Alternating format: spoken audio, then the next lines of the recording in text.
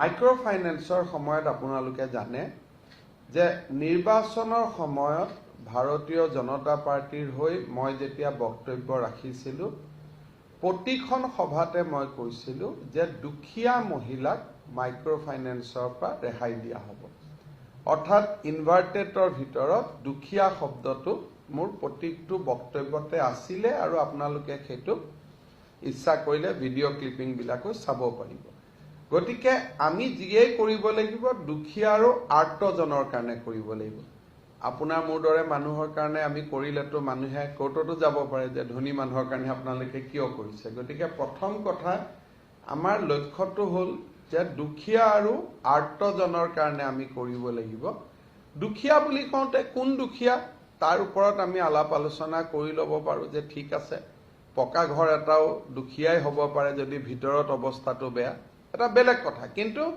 Basically আমি নিৰ্বাচনত দুখীয়া আৰু দৰিদ্ৰ আৰু আৰ্তজনৰ লোন ৰেহাইৰ কথাহে কৈছিলোঁ আমি কোনো ধনী মানুহৰ লোন ৰেহাইৰ কথা কোৱাও নাছিলোঁ আৰু এইটো কৰা উচিতো নহয় চতুৰ্থতে আমি নিৰ্বাচনৰ সময়ত কৈছিলোঁ যে অসমৰ মহিলাই 12,000 কোটি টকা বৰ্তমানলৈকে তেওঁলোকে 12,500 কোটি টকাৰ তেওঁলোকে লোন লৈছে আমি সময়ত আপোনালোকক গোটেই কথাখিনি তথ্য দিম কেবিনেটত যোৱাৰ পিছত দীৰ্ঘকালীন আলোচনাৰ পিছত MFI ইনষ্টিটিউট সকলে আমাক এই লোনৰ পৰিমাণ 8,200-500 কোটিলৈকে কমাই দিয়াৰ বাবে সিদ্ধান্ত লৈছে কিয় কমাইছে তাৰ কাৰণ কেইবাটাও আছে এটা হল তেওঁলোকৰ কোনোবা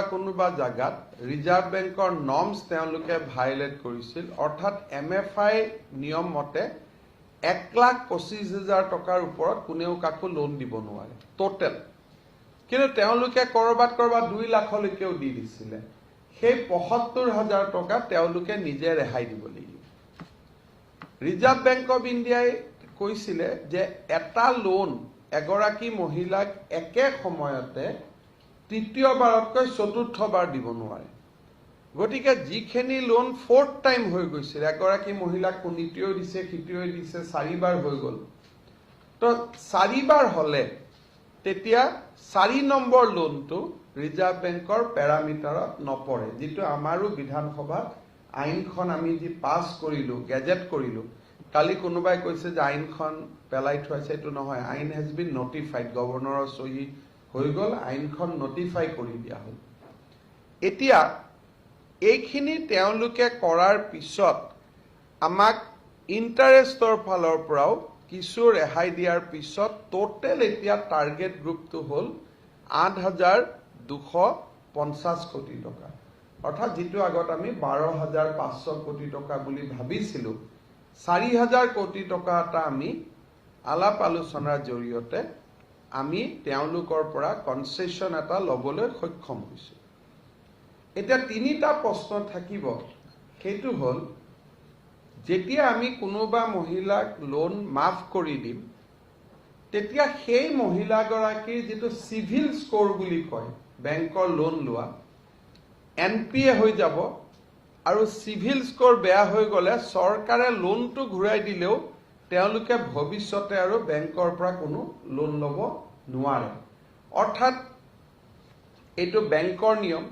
যে মোৰ যদি মই লোন ঘূৰাই দিয়া নাই এবাৰ যদি মোৰ নামটো NPA হিচাপে লিষ্টত গুছি গল তেতিয়া সেই মহিলাগৰাকী বা মহিলাগৰাকীৰ ঘৰখনে ভৱিষ্যতে আৰু লোন লব নোৱাৰে এই কথাটো আমি দৃষ্টি ৰাখিব লাগিব যে আমি সকলোকে যদি ঋণ কৈছো ঋণ আমি ৰেহাই দিলো ৰিলিফ দিলো তেতিয়া এই মহিলা গোটেই 22 লাখ মহিলা আৰু কেতিয়াও বেংকৰ পৰা ভৱিষ্যতে কনকলতা হওক NRLM হওক আন আঁচনিবিলাকৰ পৰাও বেংকৰ লোন নাপাব সেইকাৰণে আমি তিনটা কেটেগৰী কৰিব সিদ্ধান্ত কৰিছো এটা কেটেগৰী হল যে যিসকলে লোন ধুনিয়াকৈ ঘূৰাই আছে কোনো সমস্যা নাই 5 লাখ 6 লাখ এনেকুৱা মহিলা আছে যোনে আজি দিনতো লোন ঘূৰাই আছে তেওঁলোকে মই কি কৈছো মোৰ মিটিংত কি হৈছে মই ইলেকশ্যনত কোৱা কথাটো এটা পলিটিক্যাল ষ্টেটমেন্ট এটোটো চৰকাৰৰ ষ্টেটমেন্ট নহয় গতিকে তাৰ ভিতৰত বিজেপিক কথা সাপোৰ্ট নকৰা মানুহ আছে যে আমাৰনো বিজেপিৰ কিবা ইলেকশ্যনৰ মিটিঙত কথা কৈছে তাক লৈ আমি কি বৰ্ডাৰ আমিতো ভোটেই দিয়া নাই গতিকে ইয়াৰ লগত আমাৰ কি কথা আছে হেতু মই বিজেপিৰ নেতা হিচাপে কোৱা কথা যি বৰ্ডাৰ নহয় কিন্তু তেওঁলোকে লোন ঘূৰাই আছে এটা তেওঁলোকক যদি আজিৰ দিনত আমি কওঁ যে লোন ঘূৰাই দিব নালাগে লোন আপোনাক ৰেহাই কৰি দিম এই মানুহখিনিয়ে মোক প্ৰশ্ন কৰিব যে ভৱিষ্যতে মই আকৌ লোন পাম নে নাপাম বেংকৰ পৰা তেওঁলোকেতো নাপাব সেইকাৰণে আমি তেওঁলোকক কৰিব খুজিছো কি এজ এ প্ৰম পেয়াৰ যে আপোনালোকে বেংকৰ লগত ধুনীয়া লেনদেন কৰি ৰাখিছে কোনো প্ৰব্লেম নাই গতিকে আপোনালোকক আমি এটা উদগনি দিম যে যদি 50,000 টকা লোন আছে ঘৰুৱা ঘূৰি কৰি আছে আমি তেওঁলোকক 25,000 টকা এটা দি দিলো ওৱান টাইম যে আপোনালোকে কাম কৰি আছে ভাল কৰি কাম কৰি থাকক আৰু আপোনালোকে আমাৰ ফালে চকু দিব নালাগে কোনে কি প্ৰেছত কৈছো নাই কোৱা এইবিলাক নাচাব ভাল মহিলাৰ দৰে আপোনালোকে লোন ঘূৰাই দি আছে কৰি আছে ভগৱানে আপোনালোকক শক্তিও দিছে লোনৰ টকা দি কোনোবাই মুৰ্গী ফাৰ্ম খুলিছে ব্ৰইলাৰ খুলিছে ব্যৱসায় কৰি আছে আৰু ভৱিষ্যতে আৰু আগত যোৱাৰ সপোন আছে গতিকে তেওঁক আমি যদি ৱেভাৰ দিব যাওঁ সিভিলত তেওঁৰ স্কোৰটো বেয়া হৈ যাব কিন্তু তেওঁ তিনটা বেনিফিট পাব টোটেল লোনটো যদি 1,25,000 ওপৰত আছে লগে লগে লোন উইল বি কাম down to 1,25,000 after cleaning of data যদি তেওঁ চতুৰ্থ মানুহৰ পৰা লোন লৈছে লাষ্ট লোনটো তেওঁ ঘূৰাই দিব নালাগে দা ফোৰ্থ বেংকে নিজে সেইটো ক্লিন কৰি ল'ব আৰু আমি কি কৰিম যে আপোনালোকে ধুনীয়াকৈ ঘূৰাই দি আছে আপোনালোকৰ একাউণ্টত চৰকাৰে এটা উদগনিমূলক পুৰস্কাৰ দিলে যে এইটো আপোনালোকক আমি 25,000 20,000 30,000 এটা দিলো আপোনালোক চলি থাকক কাবাৰ লোন দিব বাকি আছে 25,000 আমি তেওঁক দি দিলো যে আপোনাক আমি 20,000 টকা দিলো তেওঁক বেংকৰ একাউণ্টত দিলো তেওঁ বেংকত দিলেও দিলে নিদিলেও নাই it is up to them কাৰণ তেওঁলোকৰতো বেংকৰ লেনা দেনা ক্লিয়াৰ গতিকে তেওঁলোকে এই টকাটো বেলেগ কামতো ব্যৱহাৰ কৰিব পাৰে সেইটো হল এটা কেটেগৰী সেকেন্ড এটা কেটেগৰীটো হল যে লোন ঘুনিয়াকৈ ঘূৰাই দি আছিলে কিন্তু এইকেদিন গভৰ্ণমেণ্টখন অহাৰ পিছত মনৰ উৎসাহতে লোনটো ঘূৰাই নিদিয়া হৈ গ'ল নিদিয়া হোৱাত এইটো কয় overdue not NPA second category is overdue এই অভাৰডিউ কেটেগৰীৰ মহিলাসকলে যদি লোন ঘূৰাই দিব বিচাৰে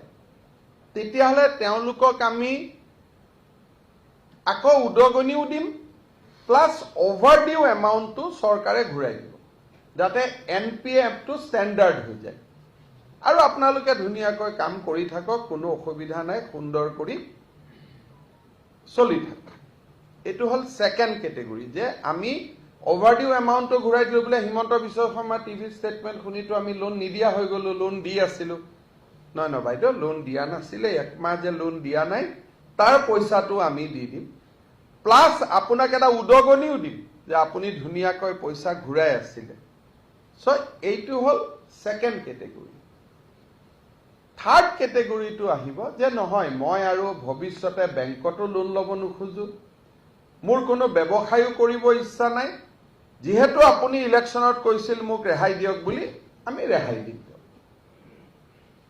তেওঁ আহি গ'ল ৰেহাই কিন্তু ৰেহাই যিসকলে ল'ব সেই ৰেহাই লোৱা সকলে হয়তো ভৱিষ্যতে বেংকৰ পৰা আন ঋণ আদি বেংকে তেওঁলোকক নিদিব because they R already NPA বুলি চিভিলত কেটেগৰাইজেশ্যন হৈ গৈছে গতিকে ভৱিষ্যতে তেওঁলোকে বেংকত লোন পাই থাকিব নাই পোৱা সেইটোত আমি চৰকাৰৰ কথা নাই সেইটো যি নৰ্মছ আছে বেংকিং নৰ্মছ আছে নৰ্মছ উইল ফলো কাৰণ আপোনালোকেও যদি ক্ৰেডিট কাৰ্ডত টকা খৰচ কৰে চিভিলত স্কোৰটো সোমাই যায় আৰু সেইমতে ভৱিষ্যতৰ বেংকৰ লোনৰ গতিধাৰাটো নিৰ্ধাৰিত হয় এই তিনিওটা কাম কৰিব যাওঁতে আমাৰ 1 আৰু 2ত আমাৰ একো কণ্ডিশ্যন নাথাকে সাপোজ নাম্বাৰ 1 মই ঘূৰাই দি আছো ঘূৰাই দি থাকিম মোক আপোনাক খালি মই এটা পুৰস্কাৰ দিব লাগে পুৰস্কাৰটো শকত পুৰস্কাৰ হ'ব আৰু যাৰ 2-3 লাখ টকা লোন আছে তাতো নামি আহিব 1,25,000 লৈকে automatically as a part of cleaning process আৰু 1,25,000 ওপৰতো আমি আপোনাক এটা উদগনি দি দিলো যে আপুনি কাবাৰ লোন আছে 30,000 টকা আমি 25,000 দি দিলো, কাবাৰ লোন আছে 50,000 টকা আমি 30,000 টকা দি দিলো। কাৰণ তেওঁলোকৰতো লেনদেন কৰিয়ে আছে ধুনীয়াকৈ, কোনো অসুবিধা নাই। বন্ধনৰ ওপৰতো তেওঁলোকৰ কমপ্লেইন নাই, নৰ্থ ইষ্ট ফাইনেন্সিয়েল বেংকৰ ওপৰতো কমপ্লেইন নাই। আৰু তেওঁলোকে কৈছে যে আমিতো বিচৰাই নাই, আমি শুনিছিলোহে ইলেকশ্যনৰ মিটিঙত। গতিকে এইটো এটা বেলেগ কেটেগৰী, তেওঁলোকক আমি দিগদাৰ কৰিব খোজা নাই, কিন্তু তেওঁলোকে আজিও দি আছে ঘূৰাই এই মুহূৰ্তটো। গতিকে তেওঁলোকক যিহেতু ইমান ধুনীয়াকৈ ঘূৰাই দি আছে, কোনো কথা নাই বতৰা নাই, ব্যৱসায় কৰি আছে, কোনোবাই দোকান দিছে, কোনোবাই ব্ৰইলাৰ দিছে, তেওঁলোকক আমি এটা উদগনিমূলক ভাত্তা দিম আৰু সেইটো ভাল এমাউণ্ট এটা হ'ব। নাম্বাৰ 1। নাম্বাৰ 2, যোনে দি আছিল এই মই শপত লোৱাৰ পিছত ছাডেনলি নিদিয়া হৈ গ'ল, তেওঁলোকক এই গেপটোৰ পইচাটো আমি দিম, যি বেংকক তেওঁলোকে দিবলগীয়া হ'ল for defaulting of the system, plus এটা উদগনি ভাত্তাও দিম। আৰু থাৰ্ড কেটেগৰীটো হ'ল যে নহয় মোক আৰু লোন ৰেহাই দিম বুলি কৈছিল চৰকাৰে, ৰেহাই দিব লাগে, বাইদেউ কেইজনী টিভিত আহি আছে নহয়, তেওঁলোকক আমি পুৰা লোনটো ঘূৰাই দিম। যে আপোনালোকৰ হৈ চৰকাৰে লোনটো ঘূৰাই দিছে, গতিকে আপোনালোকে আৰু লোনটো ঘূৰাই লওক, কিন্তু চিভিলত এজ এ NPA কেটেগৰাইজেশ্যন হোৱাৰ কাৰণে যিটো আৰু ভৱিষ্যতে হয়তো আপোনালোকক বেংকত গাড়ী মটৰ কিনোতে বা ভৱিষ্যতে বেংকৰ লগত কথা বতৰা পাতোতে বা NRM কনকলতাৰ লোনত যিটো আপোনালোকৰ এটা ভৱিষ্যতে হয়তো চিভিলৰ স্ক'ৰ 4 হৈ যাব, সেই কথাটো আপোনালোকে নিজে চাব, তাত আমাৰ ক'বলগীয়া নাই। আমি লোন ঘূৰাই দিম বুলি কৈছিলোঁ, আমি লোন ঘূৰাই দিলোঁ। এইটো হ'ল 3টা কেটেগৰী। খালি লোন ঘূৰাই দিওঁতে কোনোবাই যদি কয় চৰকাৰী কৰ্মচাৰী ঘৈণীয়েকক ঘূৰাই দিব লাগে, সেইটোতো আৰু মোক কাটিলেও মাৰিলেও মই নোৱাৰোঁ, সেইটোতো সম্ভৱো নহয়, এইটো উচিতো নহয়। কাৰোবাৰ ঘৰত যদি বিলাসী গাড়ী এখন আছে, তেওঁক মই কিয় লোন ঘূৰাই দিম বাৰু? এইটো অপৰাধ নহয়, কাৰণ মোৰ হাততো পকেটত টকা নাই, ময়ো দুখীয়া মানুহৰ পৰা টেক্স কালেক্ট কৰিহে ঘূৰাই দিম। গতিকে আণ্ডাৰ দিছ গাইডলাইন আজি আমি MFIৰ পৰা এখন চিঠি পাই গ'লো যে 12,000 কোটি টকা ইজ ৰিডিউচ টু 8,500 crores।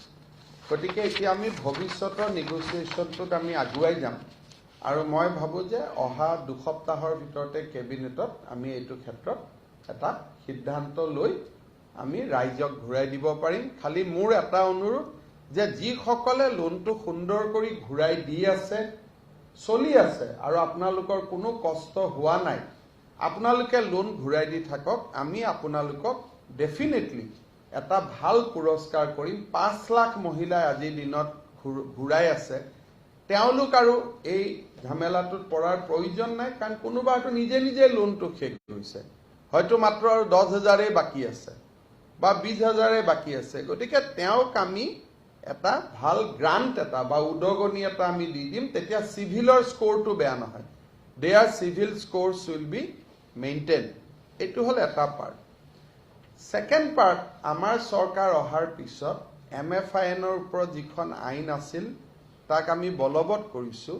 গতিকে এতিয়া এগৰাকী মহিলাক 3টাতকৈ অধিক লোন দিব নোৱাৰে কোনেও, 1,25,000তকৈ বেছি কোনেও লোন দিব নোৱাৰে, আৰু BPL মহিলাক লোন দিব নোৱাৰে, আৰু ঘৰলৈকে কোনো এজেণ্ট যাব নোৱাৰে।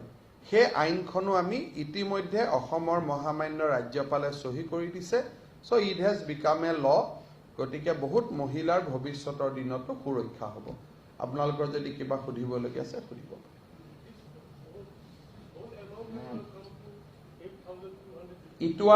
The amount was initially 12,500 crores. However, as you know, there is 3 criteria. The total loan cannot go beyond 1,25,000 at any point of time. Second, you cannot lend as a fourth bank, because 25,000 di thakute it breach. So Reserve Bank has very clear direction under the Fair Code of Practice that you cannot breach that particular mark that you are becoming the basically fourth lender. So when you apply these two criteria, then the total amounts come down to somewhere around 8,950 crores. After that, there is a Reserve Bank guidelines on interest also, that you cannot charge more than 2.5%.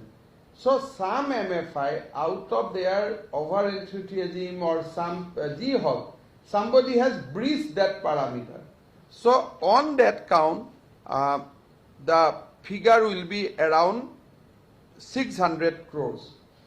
So out of that, when everything is clean and everything is done away, then the total liability has come to 8,250 crores.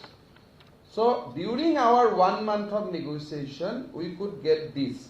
But etu kunubai loan ghurai di thakileo automatically bankot tar amount bur komi ahibo. Jodi kabar namot 3 lakh asile, once we sign the MOU, the loan will reduce to 1,25,000. Interest will be different. Principal amount will come down. Gotike jar 3 lakh ase loan 4 lakh ase 5 lakh ase 2 lakh ase, eto automatically 1,25,000 hoye jabo. Hetu hol gutte Ohomot jiman ase, they are going to stand, they are going to be benefited out of this concession. So this is a huge concession, that 25% loan stand আজিয়ে নোহোৱা হৈ গ'ল এটা সেইটো. এতিয়া প্ৰশ্নটো হ'ল, government weaver যোনে লয় NP একাউণ্টত, তেওঁলোক হৈ যাব কি চিভিলত স্কোৰটো পৰি যাব.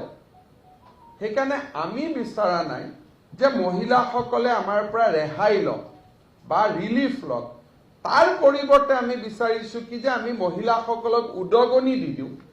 That amount will also together will be something around 5-6,000 crores.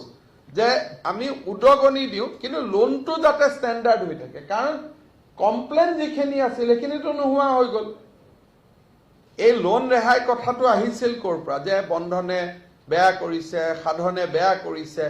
আজিৰ পৰা বেয়া বস্তুটো যিহেতু চবে আজিৰ পৰা নোহোৱা হৈ গ'ল, যদি কৰিছিল ভাল বেয়া, things has been now resolved. Every loan has become pure. Reserve বেংকৰ মতে ইণ্টাৰেষ্ট লৈছে, ৰিজাৰ্ভ বেংকৰ মতে এমাউণ্টটো কমি আহিলে, প্ৰিন্সিপল ৰেহাই হ'ল.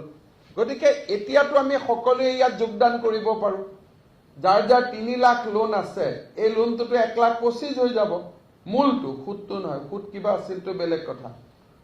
গতিকে এতিয়া আমি সকলোৱে এইটোত ভাল কৰি থাকিব পাৰোঁ. কাৰণ নহ'লে মহিলাই যদি মাইক্ৰ' ফাইনেন্সৰ পৰা লোন নাপায়, লোনটোতো কাবুলীৰ পৰা ল'ব.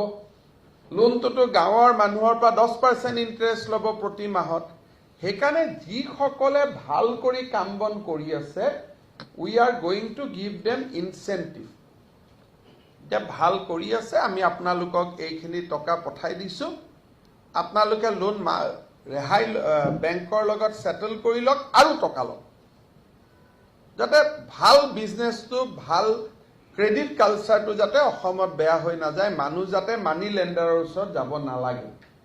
কিন্তু যিসকলে কৈছে নহয় নহয় নহয় আমি সেইবোৰ একো নুবুজো, আমাৰ ঋণ ৰেহাই দিব লাগে, আমি তেওঁলোকক ঋণটো ৰেহাই কৰিম. তেওঁলোকে উদগনি পাবই, কাৰণ 1,25,000লৈকে নামি আহিব. সুদটো বেলেগ, সুদ যদি কাৰোবাৰ 50,000 আছে, 1,25,000 প্লাছ ইণ্টাৰেষ্ট হ'ব, মূলটো নামি আহিব 1,25,000 বা 1,25,000ৰ তলত. আৰু তেওঁলোকে যদি লোনটো সুন্দৰ কৰি ঘূৰাই দি থাকে, they will get incentive.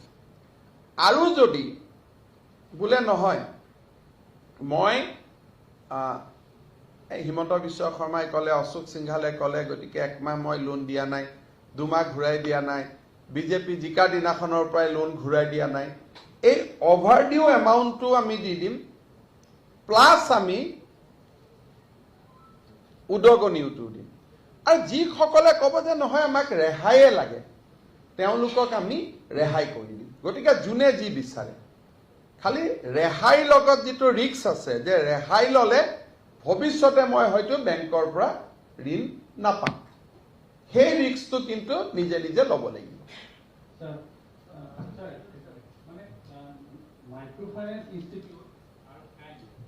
আৰু আমাৰ কোঅপাৰেটিভ ছ'চাইটি তিনিটা আমাৰ লেয়াৰ্ছত মাইক্ৰ' ফাইনেন্স হয় অসমত। এতিয়া এই কোঅপাৰেটিভ ছ'চাইটিৰ যিখিনি মানুহ আছে তেওঁলোকে ঋণটো ৰেহাই পাবনে নাই? মোৰ এনাউন্সমেণ্ট আছিল মাইক্ৰ' ফাইনেন্স। মাইক্ৰ' ফাইনেন্সটো তেনেকে হলে কোনোবাই ষ্ট্ৰীট ভেণ্ডৰ সকলেও লোনৰ ৰেহাই কথা হ'ব পাৰে। গতিকে এইটো গোটেইটো হৈছিল মোৰ ইলেকশ্যনৰ এটা ভাষণৰ পৰা।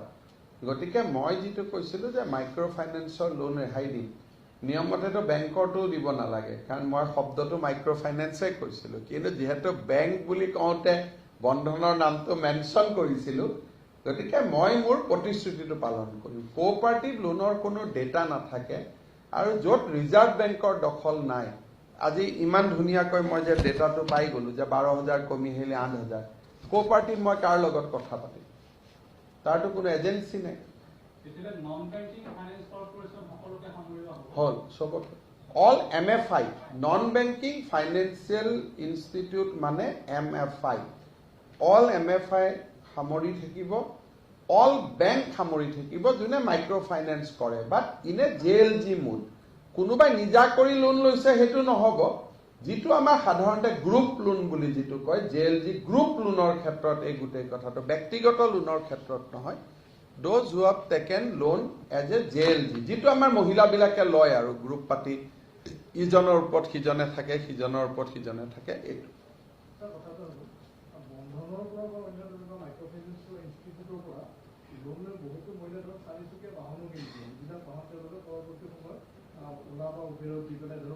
কৰক না। তেওঁলোকে যদি বন্ধনৰ পৰা লোন লৈ ওলা কিনি এতিয়া যদি তেওঁলোকে লোন ঘূৰাই দিব পৰা নাই, মই ঘূৰাই দিম।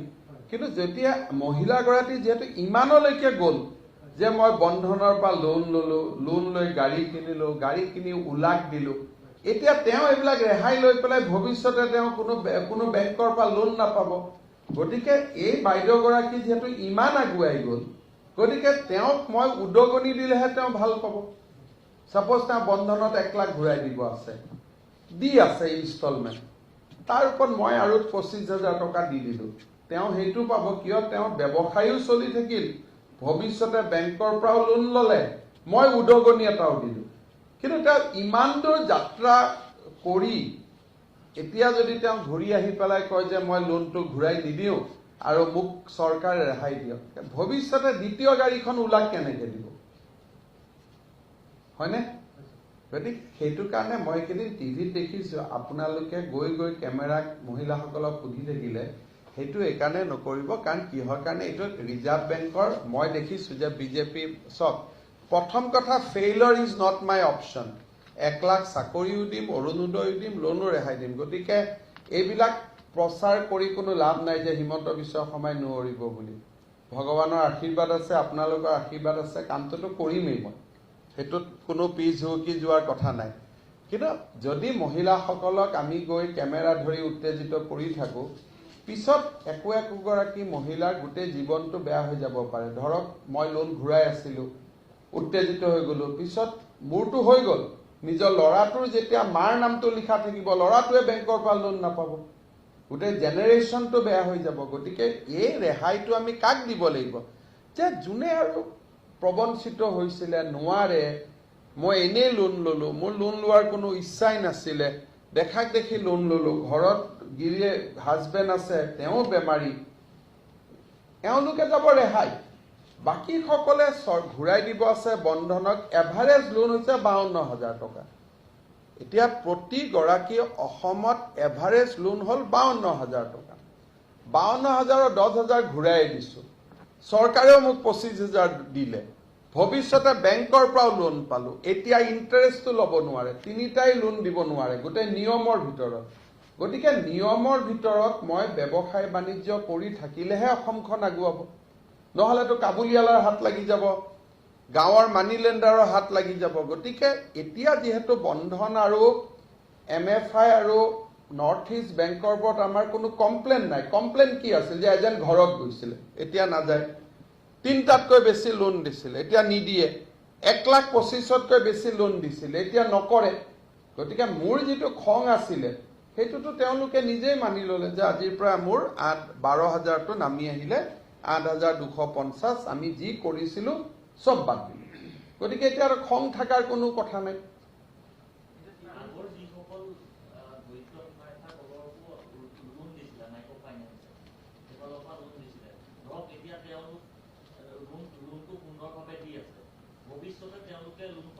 পাব যদি উদগনি লয় কিন্তু যদি এতিয়া বেংকে সিভিল স্কোৰ বেয়া থাকিলেও কেতিয়াবা কাবাক লোন দিয়ে মই বেংকৰ হৈ লোন নাপাব বুলি ক'ব নোৱাৰো বেংকৰ যি নিয়ম আছে কিন্তু এনপি একাউণ্ট হলে সেকেন্ড বেংকে লোন ইউজুৱেলি নিদিয়ে এতিয়া মই বিপিএল মানুহ মই আজি 1 বছৰ দিয়াই নাই মই দিব নোৱাৰো তেওঁক আৰু ৰেহাই লোৱাই ভাল তেওঁ চৰকাৰৰ পৰা তেওঁ যেটা এবছৰ দিব নোৱাৰিলে গতিকে তেওঁ আৰু এতিয়া এনপিএত গৈ কি লাভ যেতিয়া বেচেৰি 1 বছৰ দিবই নোৱাৰিলে আৰু ভৱিষ্যতে ক'ৰ পৰা দিব পাৰিব গতিকে তেওঁ ফৰ্ম ফিল আপ কৰিব আমি তেওঁৰ একাউণ্টত টকা জমা দি দিম তেওঁ চাৰ্টিফিকেট পাই যাব যে আপুনি ঋণ মুক্ত কিন্তু যোনে কৰিব সক্ষমতা আছে গাত তেজ আছে যে ভৱিষ্যতে মই আৰু ভাল কাম কৰিম তেওঁ চৰকাৰৰ পৰা উদগনি লওক আৰু নিজে নিজেতো লোনো 1,25,000 লৈকে নামি আহিলে সুদো কমি আহিব গোটেইখিনি ক্লিনিং হৈ যাব গতিকে